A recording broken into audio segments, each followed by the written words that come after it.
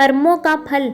अरे रंजन, तुझे पता है कि नहीं, बड़े साहब मेडिकल कॉलेज के आईसीयू में एडमिट है, सीरियस कंडीशन में है। अरे यार, कौन जाए उनसे मिलने। उम्र भर तो उन्होंने रिश्वतखोरी की, छोटे बड़े सभी को दोनों हाथों से लूटा। उनका तो उम्र भर यही सिद्धांत था कि पहले टेबल पर पैसा, फिर काम दूजा, पहले खुद खाओ ऊपर भी खिलाओ। इसलिए वो उम्र भर पकड़े जाने से भी बचे रहे। नेताओं से, ऊपर वालों से भी पहचान और साठगांठ थी। जिसने भी उनको समझाया वही उनका दुश्मन बना। तुमने, हमने, जिसने भी उनको समझाया उसका दूर दराज के इलाकों में ट्रांसफ़र करा दिया गया। हम लोग तो कहते भी थे कि ऊपर से ईश्वर देख रहा है, कुछ उससे भी डरो, तो वो हंसी में टाल जाते थे। अरे भाई, वो आईसीयू में है, वो हम दोनों से मिलना चाहते हैं। उन्होंने हमसे मिलने के लिए जय के हाथों संदेशा भी भिजवाया है, लेकिन आईसीयू में है तो वहाँ तो मिलने नहीं देते हैं। वहाँ जाकर पता चला तो आज ही स्पेशल वार्ड में शिफ्ट हुए हैं। उनको पता चला तो उन्होंने हमें अंदर विशेष अनुमति से बुला लिया। उनको देखकर हमें लग ही नहीं रहा था कि ये बड़े साहब हैं। हमने उन्हें देखा तो वो सूख कर कांटा हो गए थे।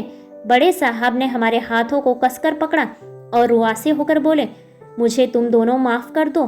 तुम मुझे सही मार्ग बता रहे थे, लेकिन मैं खुद ही गलत था। मेरे कर्मों का प्रतिफल वापस लौट कर आया है। मेरे कर्मों की सज़ा मुझे यहीं मिल रही है। देखो मेरा शरीर कैसा हो चुका है। श्रीमती जी पहले ही स्वर्ग सिधार चुकी हैं। तीनों लड़कों की पढ़ाई पर ज़्यादा ध्यान नहीं दिया, इसलिए वो अपना छोटा मोटा धंधा करते हैं।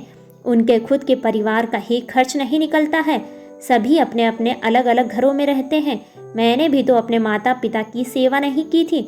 उनका बहुत दिल दुखाया था। ये दिन तो मुझे देखना ही था। मुझे तुम दोनों माफ़ कर दो। उस समय मुझ पर बस रिश्वत लेने का नशा चढ़ा था, इसलिए तुम दोनों को भी मैंने बहुत परेशान किया। उस समय तो मैं स्वयं ही ईश्वर बना हुआ था। तुमने सच ही कहा था, मुझे मेरे कर्मों की सज़ा इसी जन्म में मिलेगी। मेरे कर्म लौट कर आए हैं। जैसे मैंने पैसा कमाया था उसी रास्ते से तेजी से पैसा जा भी रहा है। अब तो मैं शरीर से भी बहुत कमज़ोर हो चुका हूँ। हे भगवान, ये मुझसे क्या हो गया। मैं पैसे से तो जा ही रहा हूँ, अब शरीर भी खोखला हो चुका है। बच्चों और परिवार के पास तो मुझे देखने का समय ही नहीं है। कभी कभार कोई मिलने आता है। हे भगवान, मुझसे अब सहा नहीं जाता, मुझे उठा लो। मुझे मेरे कर्मों का बहुत ज़्यादा सज़ा मिल चुका है। सभी कुछ यहीं छूटा जा रहा है।